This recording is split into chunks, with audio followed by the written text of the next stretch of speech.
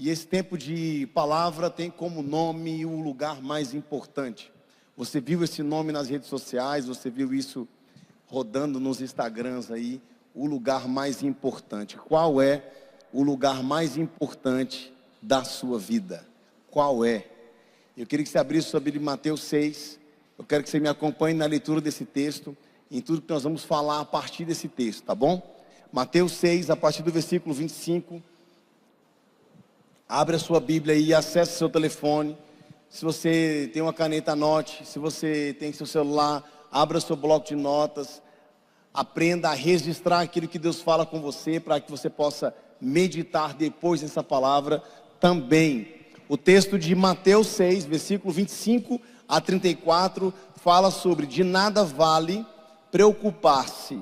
O texto diz no versículo 25, por isso digo a vocês que não se preocupem com a própria vida, quanto ao que comer ou beber, nem com o corpo, quanto ao que vestir. A vida não é mais importante do que a comida, e o corpo mais importante do que a roupa. Observem as aves dos céus. Não semeiam, nem colhem, nem armazenam em celeiros. Contudo, o Pai Celestial de vocês as alimenta. Vocês não têm muito mais valor do que elas? Quem de vocês, por mais que se preocupe, pode acrescentar uma hora que seja a sua vida? Porque vocês se preocupam com roupas? Vejam como crescem os lírios do campo. Eles não trabalham nem tecem. Contudo, digo a vocês que nem Salomão, em todo o seu esplendor, vestiu-se como um deles. Se Deus veste assim a erva do campo, que hoje existe e amanhã é lançada ao fogo, não vestirá muito mais a vocês, homens de pequena fé. Portanto, não se preocupem dizendo o que comeremos, o que beberemos ou o que vestiremos, pois os gentios é que correm atrás dessas coisas, mas o Pai Celestial de vocês sabe que precisam delas. Busquem, pois, em primeiro lugar o reino de Deus e a sua justiça, e todas essas coisas serão acrescentadas a vocês. Portanto, não se preocupem com o amanhã, pois o amanhã trará as suas próprias preocupações. Bastam a cada dia os seus próprios problemas. Senhor Jesus, nessa hora, Pai, eu quero pedir que a luz da Tua palavra, Pai, ela venha revelar coisas novas ao nosso coração. Senhor, que nós possamos sair daqui com verdades profundas da Tua palavra, que ela possa confrontar o nosso caráter, Pai, ao ponto de sermos melhorados, Pai, sabe, processados através dela. Que nós possamos dar mais lugar à Tua palavra nessa noite, que o Teu Espírito Santo, Ele possa nos revelar aquilo que Ele já tem tentado, e porventura Ele esteja encontrando bloqueio na nossa mente e no nosso coração. Em nome de Jesus, que essa palavra, ela seja verdade no meu coração e no coração de cada um aqui essa noite, em nome de Jesus. O texto fala sobre buscar. E o tema dessa palavra é o lugar mais importante. Então, eu quero caminhar com você nessa linha do lugar mais importante, tá bom? E o texto fala, no versículo 33, que é a chave desse texto, ele fala: busquem, pois, em primeiro lugar. Ele está falando sobre buscar e dar prioridade a essa busca, o reino de Deus e a sua justiça. Então diga: reino de Deus, mas você tem que falar com fé. Reino de Deus, justiça. E o texto vai dizendo: em todas essas coisas lhe serão acrescentadas. Então é uma palavra profética, é uma verdade de Deus para você e para mim. Então muitas vezes a nossa busca, ela se torna, ela é conduzida talvez por aquilo que os nossos olhos estão vendo, por coisas do mundo, por aquilo que atrai a nossa carne, que atrai os nossos desejos, ou que cativa o nosso coração. E isso é um problema. Eu quero começar com você nessa introdução, abrindo a sua mente sobre isso. Olha só, o texto fala, você já pensou assim, já pensou em ter algo que responda todas as coisas? Não ia ser uma propaganda bacana isso? Olha, aqui nós temos todas as respostas, né? E a Bíblia está dizendo que essas coisas serão acrescentadas. Como, pastor? Que coisas são essas? O texto é muito claro, é um texto bem claro esse. E ele vem dizer, por exemplo, a vida vai ser acrescentada. Quem pode acrescentar um dia a mais de vida, por exemplo? É Deus que acrescenta. E dentro da vida, eu tenho aquilo que eu não controlo. Então deixa eu te dizer uma coisa: aquilo que você não controla é controlado por Deus. Aquilo que você não controla é regido por Deus, pelo Deus Todo-Poderoso. Então ele vem dizer, ó, busquem, pois, em primeiro lugar. E ele fala que tudo vai ser acrescentado. Então, a saúde é acrescentada por Deus, tá? A profissão, por tudo que envolve a vida, profissão, estudos, trabalho, relacionamento que envolve as emoções, namoro, casamento, a afetividade, a projeção de um jovem no que se trata da vida emocional, também é tratado por Deus. Finanças, porque envolve a vida, né? Dinheiro, sustento, comer, vestir, o que você vai se alimentar, tudo isso, Deus sabe o que você precisa, e quando você prioriza Ele, Ele te dá, é o que está dizendo o texto.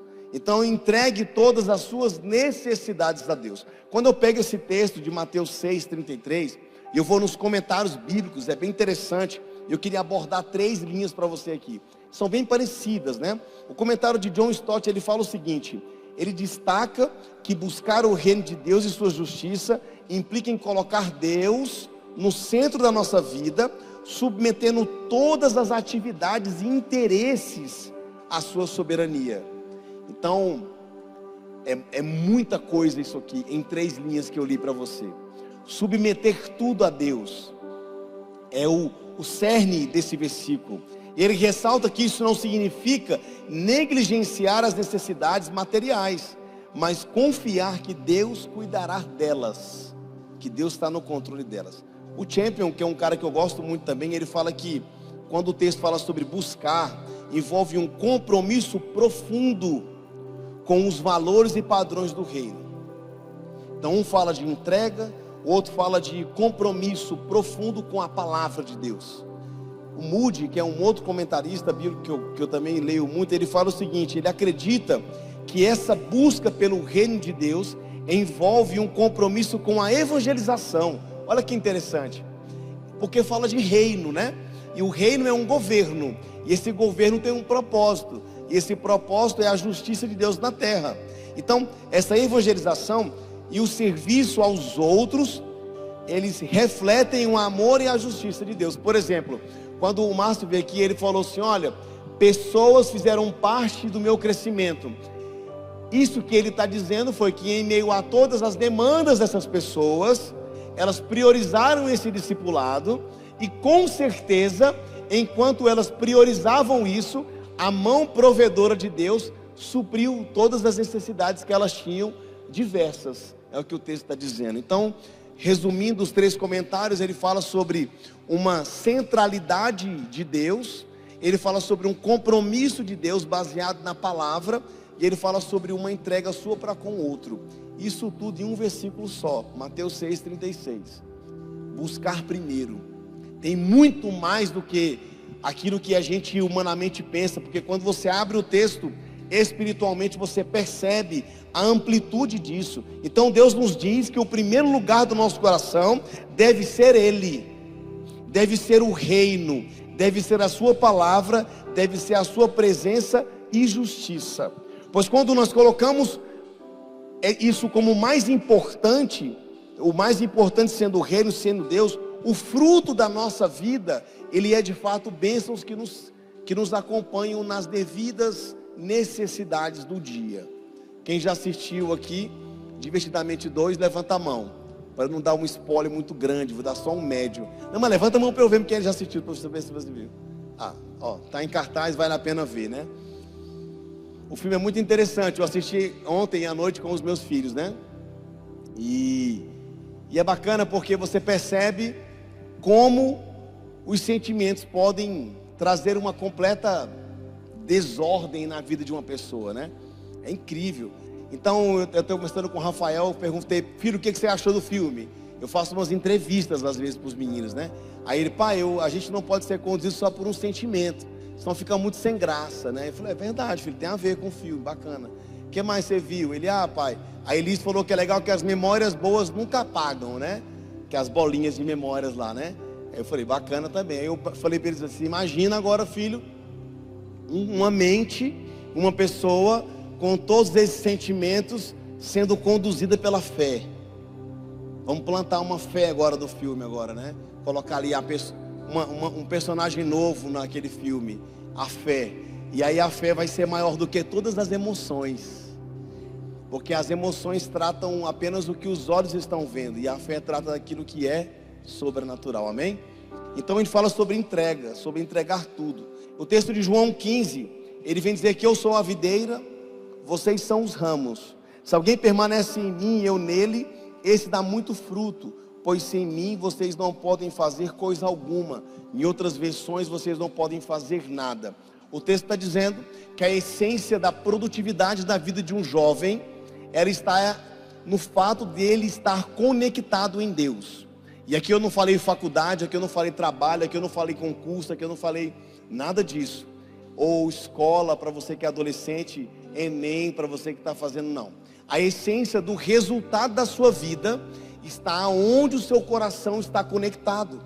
Porque a natureza, é natural que você permaneça em Jesus, mas o permanecer nele vai resultar em frutos. Se você permanece em Jesus, aquilo que está nas suas mãos se multiplicará. Se multiplicará. Por exemplo, nós estamos terminando a primeira etapa do ano. Eu estava falando com os meninos aqui atrás.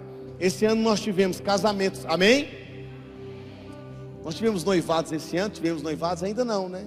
Não, tivemos só casamento, noivado foi ano passado. Mas vai ter esse ano ainda, amém? Eu vi um amém por aqui, né? Beleza. Beleza então, né? Vai ter noivado. Nós tivemos esse ano aprovações em concurso.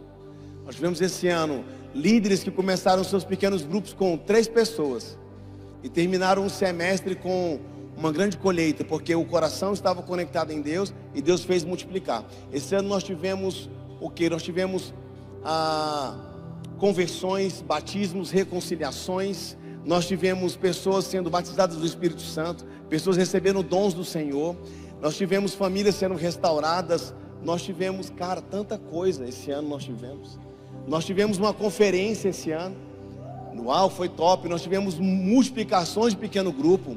Pessoas novas que chegaram à juventude ainda no início do semestre. Pessoas perdidas que se encontraram. Isso tudo aconteceu. E isso tudo aconteceu através de pessoas que estavam com seu coração conectado a Deus. Então entenda, o lugar mais importante não é onde nossa vontade habita, mas onde Deus está. Cara, essa frase é muito forte. Eu botei ela tamanho 14 no meu iPad aqui. Dá uma frase de uma camiseta, fica a dica. O lugar mais importante não é onde nossa vontade habita, mas onde Deus está. Porque é uma grande luta contra a vontade, cara. Porque a vontade é o desejo daquilo que você até sabe que é bom, e ninguém está dizendo que não é bom, entendeu? Mas é porque o texto fala de governo. Ele fala daquilo que conduz você. E quando nós somos conduzidos pela vontade, pode dar certo, mas não dura, não permanece. Então, quando colocamos nosso coração no lugar certo, nesse lugar onde Deus está, nós declaramos que o nosso futuro está em Deus. Jeremias 29:11. O seu futuro está em Deus. O texto diz, porque sou eu. Deus está dizendo, sou eu que conheço os planos que tenho sobre você.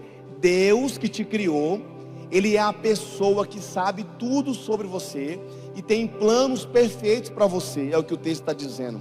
Declara o Senhor. Na minha versão está em maiúsculo, aqui está caixa alta, né? O próprio Deus. Planos de fazê-lo prosperar e não de causar dano. Planos de dar a você esperança e um futuro. Então o desejo de Deus é te dar esperança e futuro. É te projetar em níveis maiores do que você mesmo pode imaginar. Eu vou usar o Márcio, que o Márcio passou aqui, cadê? Pô, cara, vai ser você hoje, né? Quando eu conheci esse cara, ele falou assim, cara, eu tenho planos, eu tenho certeza que em 6 meses de caminhada de fé, tudo que ele planejou é infinitamente melhor do que Deus entregou para ele. É menor do que isso, é menor. Tudo que você planejou esse semestre para viver, se você entregou isso para Deus, E você não foi conduzido pelo desejo, mas foi conduzido pela verdade de que, declarando que o nosso futuro vem de Deus, os planos de Deus governaram sua vida. Ele te surpreendeu. Ou talvez equilibramos as nossas emoções. Salmos 91, versículo 1 e 2, ele fala: aquele que habita no abrigo do Altíssimo descansará à sombra do Todo-Poderoso. Direi ao Senhor: tu és o meu refúgio, a minha fortaleza, o meu Deus em quem confio. É um lugar de confiança, um lugar onde as nossas emoções encontram descanso. Sabe por quê? Porque não existe na terra um ser humano mais pressionado emocionalmente do que você, jovem. Não, você adolescente, você jovem, você que é universitário, você que formou e agora é um universitário desempregado à procura de um emprego, por exemplo, né? Pressão de todos os lados, cara. Era pressão para entrar na faculdade, depois que entrou, pressão para terminar. Aí você entrou no sétimo período fatorial, né? Quem é da universidade sabe o que eu estou dizendo. Estava com uma disciplina em cada semestre e lutou, terminou, e a pressão não termina. Aí você, beleza, formou, abriu sua empresa, agora você é empresário, e pressão. Então as nossas emoções, elas são diariamente pressionadas por realidades que nós vivemos. E é sobre isso que o texto está dizendo. Se você entender que existe um esconderijo, que existe um lugar de segurança, você vai depositar suas emoções ali, e Deus vai conduzir você. Purificamos nossa mente, o que nós pensamos. O texto de 1 Coríntios 2, versículo 16 fala que pois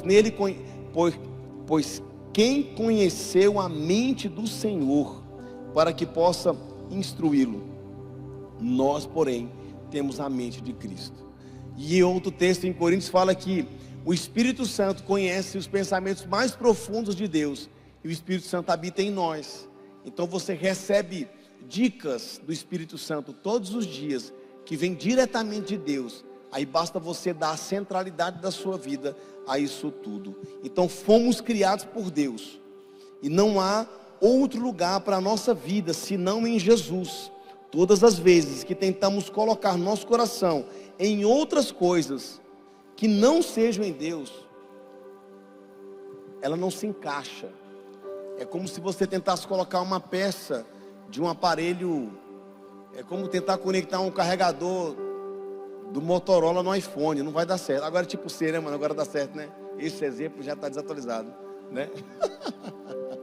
Mas é quando você pega uma coisa de uma natureza e outra de outra natureza e tenta fazer com que elas sejam uma só, não dá certo. Então, guarde no seu coração essa verdade para que você viva de fato um lugar mais importante. Entregue os seus anseios para Jesus.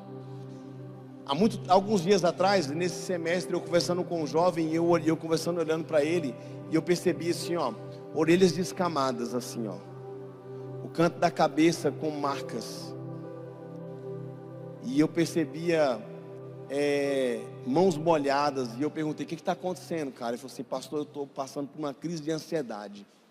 Eu falei assim: uau, cara. E a gente foi conversar, e conversando eu pude perceber o quanto ele estava se pressionando por resultados futuros que ele não podia controlar. E eu tive que dizer para ele, falei assim: cara, deixa eu te contar uma coisa, entrega os seus anseios para Jesus. Você precisa entregar para Ele, cara. E aí o medo de dar errado, e quando eu falo de jovens que já são independentes, em Palmas é muito comum, já saíram da casa dos pais, já estão estudando, já tocam a própria vida, e existe uma pressão muito grande para que você não erre. Eu digo que nós que viemos de Gurupi, né, em 2001 para Palmas, eu cheguei aqui em Palmas e encontrei Tito, ainda no começo da caminhada, né, um menino veio do Piauí, a cabeça dava numa ponta do ombro na outra, né? E eu falava para o Tito: Tito, nós não podemos errar, Tito. Nós não temos essa possibilidade de errar, cara, porque já foi difícil demais na nossa juventude, na nossa infância. Os pais acreditam em nós, e aí viemos para Palmas, como diz o humorista, viemos para vencer. Nós viemos para Palmas para vencer. E essa pressão toda, às vezes ela encontra um canal que turbina a ansiedade dentro da gente e faz com que você se cobre em alto nível, ou quando você comete erros ou deslizes, você se autopune, sabe? É uma autopunição e Deus fica longe disso. E é esse lugar que traz doenças, depressão, picos de ansiedade, tudo isso vem junto com isso, né? E o texto no versículo 27 fala que quem de vocês, por mais que se preocupe, pode acrescentar uma hora que seja à sua vida. Entregar os anseios para Jesus é deixar de querer ter controle sobre o seu futuro. Uma coisa que eu tenho aprendido e é um exercício, é assim: aquilo que eu não controlo, eu entrego. Aquilo que eu não controlo, eu entrego. É isso. Então, quando nós entregamos o nosso anseio para Jesus, estamos afirmando para nós mesmos que Jesus é soberano sobre a nossa vida, sobre o nosso amanhã. Estamos afirmando que nós mesmos não podemos, mas que Jesus é maior do que a nossa preocupação e damos a Ele o lugar devido. Então, deixa eu dizer para você: entrega os seus anseios para Jesus. Quero te ensinar a fazer uma oração. Todas as vezes que você estiver ansioso por algo, é um resultado, não sei, é difícil abrir o leque do que pode ser, mas qualquer coisa que traga ansiedade ao seu coração e medo, você vai orar assim: Jesus, eu entrego essa preocupação para o Senhor, pois a sua palavra diz que seu cuidado está sobre a minha vida, em nome de Jesus. Amém? Você vai fazer uma oração: Deus, eu quero entregar para o Senhor essa conta, essa dívida, esse resultado, esse vestibular, esse concurso, esse namoro, esse desejo de casar, esse meu trabalho que eu já estou inserido, a relação da minha família, independente do que seja. Você vai ter que orar dizendo e reconhecendo: Senhor, o Senhor é soberano sobre minha vida, então governa isso em nome de Jesus. E solta o volante. É muito louco isso. Eu já fiz isso muitas vezes e é incrível. É incrível, né? Cara, eu podia contar vários aqui. E depois que você casa, os milagres é tudo financeiro, irmão. Deus é mais. Entra, meu jovem, entra para você ver um negócio. É bom, é bom. Mas quantas vezes, cara, quantas vezes. Eu estava conversando com o Thiago outro dia, falei assim: cara, não tinha nada. Eu falei: Deus, não tenho condição. Não. Ó, assim, é o seguinte: amanhã vai acontecer algo e eu não tenho algo para esse amanhã, entendeu? Então tá com o Senhor. E aí você dormir assim como quem entregou mesmo para Deus aquilo, sabe? E quando amanhece o dia, cara, acontece tanta coisa e aí você olha: meu Deus, chegou um sustento de um lugar, de outro. Assim, não, fechei um contrato novo. Nossa, a pessoa me ligou e tal. E como foi isso? Não, já pagou, está aqui. O que eu faço com esse dinheiro? Eu falei: meu Deus. De 7h30 a 9h é uma chuva de respostas, entendeu? Então, o que eu aprendo com isso? Eu aprendo que é espiritual. Eu aprendo que o lugar mais importante é quando eu digo quem é essa pessoa mais importante da minha vida. Eu aprendo que se você que está me ouvindo continuar tentando governar tudo na sua vida, você vai ficar doente. Porque as respostas que você tem são limitadas quando não são colocadas em Deus. Sabe? Deuteronômio 7:7, ele vai falar sobre um momento em que o povo de Israel, eles vão para a batalha e o texto já diz que eles são menores. O Senhor não se afeiçoou de vocês, nem os escolheu por serem mais numerosos do que os outros povos, pois vocês eram o menor de todos os povos. Então Israel partia para a guerra sabendo que era menor do que o povo adversário, e que tinha menos armas do que o povo adversário, e obedecia a Deus indo com um confronto que matematicamente já estava perdido. Mas Deus falava o seguinte: se você confiar em mim, eu vou entregar os seus inimigos nas suas mãos. Quantas vezes as estratégias de guerra de Israel, elas envolveram oração e louvor, por exemplo. Cantem, orem e eu entregarei a vocês os inimigos. E várias vitórias foram feitas. Nós somos o povo de Deus. Nós somos o povo de Deus. E essa estratégia não muda. Então eu desafio você: entregue os seus anseios a Deus. Entregue os seus anseios para Jesus. E é entender que as batalhas da nossa vida já foram vencidas. Deixa eu te falar uma coisa: aquilo que você espera muito, que você acha que é impossível, já está pronto nas mãos de Deus. Está pronto nas mãos de Deus. Ele está só esperando que você olhe para Ele e venha buscar isso. Mas isso envolve Lá no início nós lemos, né? Buscar em primeiro lugar o reino de Deus envolve uma concentração nele, envolve uma entrega a Ele, uma valorização de quem Ele é na sua vida. E isso envolve uma vida com Deus responsável, sabe? De você entender que você tem parte nesse relacionamento, sabe? De entrega, de busca, É porque você não pode ser menino, né? Eu ia falar moleque, mas moleque é pesado, né? Porque tem muita gente que tem uma vida frouxa com Deus e quer resultados incríveis do Senhor. Isso não vai funcionar. Então, se você quer algo incrível do Senhor, deixa eu te contar uma coisa que eu aprendi esse semestre. Quantas vezes no seu secreto você teve lá no seu secreto em lágrimas com Deus, reconhecendo que você não é nada, que você não merecia absolutamente nada do que Ele tem para te dar, mas Ele tem te dado. Quantas vezes você teve nesse lugar? Quantas vezes você foi reconstruído num secreto com Deus, quando você entregou para Deus pecados, confissão de pecados, limitações de relacionamento? Quantos? É aí que é a construção, cara. Essa é a construção. É a contramão do mundo. É a contramão. Não estou dizendo que você não tenha responsabilidades no processo de estudar, de buscar, de se equipar. Não é isso. Mas é porque no meio disso tudo precisa ter um Deus na sua vida, um Senhor do todo. E esse nome é Jesus. Amém? Olha só, coloque o seu coração no lugar certo. Mateus 6, lá no versículo 19, mais em cima, ele vai dizer o seguinte: não acumulem para vocês tesouros na terra, onde a traça e o ferrugem destrói, e onde os ladrões arrombam e furtam, mas acumulem para vocês tesouros no céu, onde a traça e a ferrugem não destroem, e onde os ladrões não arrombam nem furtam, pois onde estiver o seu tesouro, aí também estará o seu coração. Então o lugar que você coloca o seu coração, está a sua atenção. O lugar que você coloca o seu coração, está a sua adoração. Está a sua adoração. Então o que eu tenho percebido muito no meio da juventude, desequilíbrio. É uma entrega total para alguma coisa e a entrega de nada para outra. Falta um equilíbrio nisso. Então, pastor, como assim? Onde tiver o meu coração está o meu Deus. É a tua atenção plena. Então, a tua atenção plena, ela não pode estar completamente em uma conquista terrena, por mais importante que ela seja para você. Por quê? Porque essa vida termina no céu, amém? Existe algo maior que nós buscamos. E nessa construção do céu na terra, porque eu acredito que quando você encontra Deus, você já tem pequenos fragmentos do que é esse céu na tua vida com Ele. É que Ele vai te entregar, por exemplo, aquilo que você sonhou, pediu e nunca teve. Um filho, por exemplo. O que você podia fazer? Pedir. Assim como Ana pediu: Senhor, me dá um filho. Me dá um filho, Senhor. E aí? Onde é que está o teu coração? Totalmente na dependência dele, dizendo: ó Deus, a minha atenção está no Senhor, a minha adoração está no Senhor, a minha lista é essa aqui, Senhor.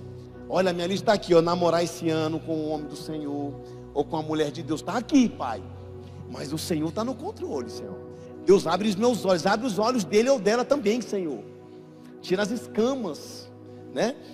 Mas o seu coração está em Deus. A dependência dessa expectativa não é que você construirá com as suas próprias mãos o seu resultado, mas que Deus te entregará isso. Amém? Deu para entender, amém? Show de bola. Então se liga, quando colocamos o nosso maior tesouro em Jesus, decidimos colocar em um depósito de um lugar eterno. Provérbios 4:23 diz que acima de tudo, guarde o seu coração, pois dele depende toda a sua vida. Toda a sua vida depende do seu coração, onde você tem depositado isso. Então olha só, pensa um pouco comigo. Onde você tem colocado o seu coração? É em pessoas? Está no dinheiro? Está no trabalho? Está na faculdade? Está em você mesmo, na sua capacidade? Então se liga, se está em pessoas, pessoas podem te decepcionar, está fora da lista. Se está no dinheiro, não traz a felicidade completa, porque não resolve todos os desafios emocionais, aquilo que é que realmente completa, está fora. Está no trabalho? Não, porque o trabalho não consegue trazer a segurança completa que você precisa. Somente o coração, ou um coração em Jesus, existe vida abundante e eterna, só em Jesus, só em Jesus. Deixa eu te falar uma coisa, eu vou para o último ponto já, que ele fala assim, ó, tem uma atitude de fé plena em Deus. Antes de falar da fé, é tipo assim, nós começamos o ano, tudo novo. Vou falar de mim agora para você. No final do ano passado, 2023, nós terminamos o ano, cara, como dizem na polícia, brancas nuvens, né? A rede Movem aqui, a rede Connect ali, tudo certo, não foi? Tinham supervisores, aí de repente, Deus visita o nosso pastor e fala assim, ei, nós vamos ver um novo tempo. E naquela reunião, quando aquele homem falava, eu ouvi o que ele estava falando e na minha mente eu falei assim, meu Deus, como vai ser isso? Como que eu vou dizer para o Tito que o Tito não vai ser mais supervisor agora? Nosso casal de diáconos. Como que eu vou falar para a Mona, para a Débora agora que eles não vão mais ser supervisor? Meu Deus, eu entrei em colapso. Eu entrei, mas eu precisei entender que existe um governo sobre todas as coisas. Esse governo é Deus, amém? Então tem coisas difíceis que você tem que fazer para que fique claro que quem governa a sua vida é Deus. Aí eu fui lá e disse, supervisores, muito obrigado, agora nós vamos ser os supervisores da rede Movem.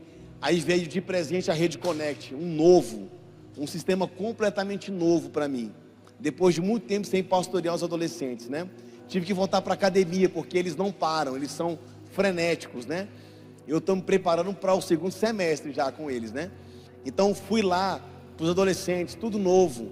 E nesse novo, aí eu disse para Deus assim, Senhor, é o seguinte, eu não rasguei porque estava no drive, tá? Eu só apaguei o plano. Senhor, é o seguinte, o meu plano perfeito que eu tinha para isso que o Senhor me deu, eu estou deletando agora. E eu fui lá e apaguei aquela planilha. E eu disse, eu não sei como será, mas o Senhor vai fazer, amém? Semana passada eu fui no grupo da Rede Moving, fui olhar lá, agora são as duas redes, né? Fui lá olhar os grupos lá, e eu olhando, meu Deus, cara, falou, olha o Tito com um pequeno grupo aqui, velho, olha a Débora no pequeno grupo dela, falei assim, olha aqui a Mona com um pequeno grupo do zero, e eu olhando pessoas novas. Eu não pude participar do batismo, mas acho que foi já propósito de Deus, que era para eu ficar vendo depois, só pode, porque eu tentei de tudo, mas não consegui. E eu fui lá ver os vídeos do batismo, e eu olhando, cara, esse cara chegou aqui esse semestre, olha aqui, mano, eu no Vida Cristã com um time completamente novo de pessoas, dizendo, olha, eu quero viver isso, e no final eu entendi o seguinte, falei assim, ó, o Senhor que fez tudo isso. Você entende isso, cara? Eu estou aqui essa noite só para te dizer isso, que tudo que você vai viver, depende completamente da sua entrega. E aí eu quero esse último tópico, falar com você sobre a fé, porque o texto fala em Romanos 4:18, usa o exemplo de Abraão. Abraão, contra toda esperança, em esperança creu, tornando-se assim pai de multidões, ou de muitas nações, como foi dito a seu respeito, assim será a sua descendência. Não havia esperança humana para Abraão, mas existia esperança sobrenatural, a fé na promessa de Deus. Sabe o que eu vejo em Abraão? Obediência. E muitas vezes o que atrapalha o desenvolvimento da nossa entrega é o pecado. É o pecado. Sabe por quê? Porque você ainda se permite ser conduzido por coisas que atrapalham a sua caminhada, que você já conhece. São pecados domésticos, sabe? Pecados de atitude, pecados de pensamento, e são pecados que te paralisam. Aí entra a preguiça, entra a falta da palavra, a falta de oração, e isso traz para você uma mundanização de pensamentos, ao ponto de você se ver envolvido em uma religiosidade, sem uma entrega espiritual para Deus. Pastor, traduz, você participa de tudo e Deus não está em nada em você. Traduzindo o que eu disse para você aqui, você está em tudo que acontece na igreja, e Deus não está em nada do que você vive. O nome disso é pecado, é incredulidade.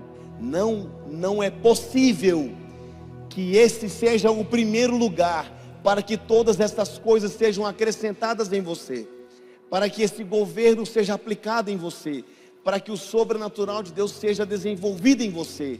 Não é possível quando o Senhor desse coração é o desejo. E o desejo leva você muitas vezes ao pecado. E o pecado destrona o governo, porque o nosso Deus é exclusivo. Ele quer um único lugar. Você vai entrar de férias agora. Férias escolares, por exemplo, né? Um recreio de um mês, né? Você está de férias. Aí você tem aqui 70% vai viajar para Itacajá e o outro restante para outro lugar, do Tocantins, né? Por aí. Aí você vai voltar para ver parentes que não te viram esse semestre. Eu também vou. E é muito legal isso. Aí você vai chegar lá empolgado. Quando você chegar no encontro da sua família, vai estar tocando.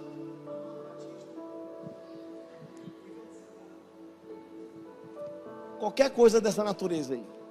Você vai encontrar um ambiente que não é o mesmo que você viveu durante 6 meses. Aí eu quero ver você ser crente, negão. Aí eu quero ver você compartilhar com aqueles que são seus, daquilo que Deus está fazendo na sua vida. Aí eu quero ver você dar um tapa na mesa e falar assim: ei, família, vamos agradecer a Deus aqui, eu quero orar. E tu ora, velho. Ora. É hora de você ser aquilo que Deus quer que você seja. Sabe por quê? Porque é uma hora que você vai estar com aqueles que conhecem profundamente a tua história. Eles sabem quem você é, quem é o seu pai, quem é sua mãe, como foi seu nascimento, como foi sua história. Sabem até alguns erros que você cometeu, ou até mais do que isso, ou até pensam que sabe, enfim. Mas o que importa agora é aquilo que você vai entregar. Porque o que você recebeu de Deus, quando você tornou Ele o primeiro lugar na sua vida, entenda, é gerador. Diga: Deus, fala com fé, Deus gera em minha vida. Isso é muito forte, cara, porque quer dizer que amanhã é domingo, e Ele vai gerar algo novo. Aí na segunda-feira Ele vai gerar algo novo de novo, e na terça algo novo de novo, e onde você for Ele vai gerar algo novo. Lá no teu encontro de família, nas tuas férias, na praia, na tua viagem, Ele vai gerar algo novo, e você vai voltar para cá em agosto dizendo: olha, eu estou com um propósito no meu mês de julho, eu quero dedicar 1 hora de leitura da palavra, cravado assim, ó, 1 hora, 1 hora sem telefone, só texto, só caractere, entendeu? Papel e cara, cheirando assim, ó, entendeu como é que funciona o negócio? E os meus 12 lápis coloridos, é claro, né? Que o TDAH ainda está por aqui, ainda não consegue. Por quê? Porque eu vou ter tempo, cara, eu estou de férias, eu vou ter tempo de imergir mais do que eu já imergi. Faça isso. E quando você chegar em agosto no seu PG, chegue com a lista de coisas novas que Deus te deu, porque você priorizou em primeiro lugar o reino de Deus, porque você tem dado lugar a Ele, que é o Senhor da sua vida. Amém? Queria convidar você a ficar em pé.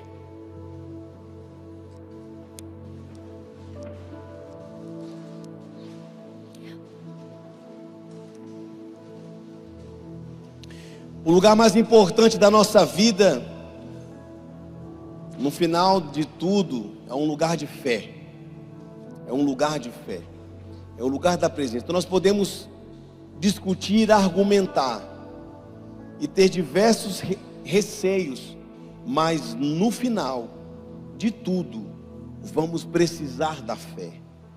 Então ser cristão não é viver uma vida por acordos ou expectativas humanas, mas uma vida de fé. O texto em João 1, 3, versículo 5 fala que todas as coisas foram feitas por intermédio dele. Sem ele nada do que existe teria sido feito. Nele estava a vida, e esta era a luz dos homens. A luz brilha nas trevas, e as trevas não o derrotaram. O início de tudo aponta para um lugar mais importante da nossa vida, e o nome desse lugar é Jesus. Eu quero terminar esse culto, essa celebração, perguntando: onde está o seu coração? Você tem entregado tudo para Ele?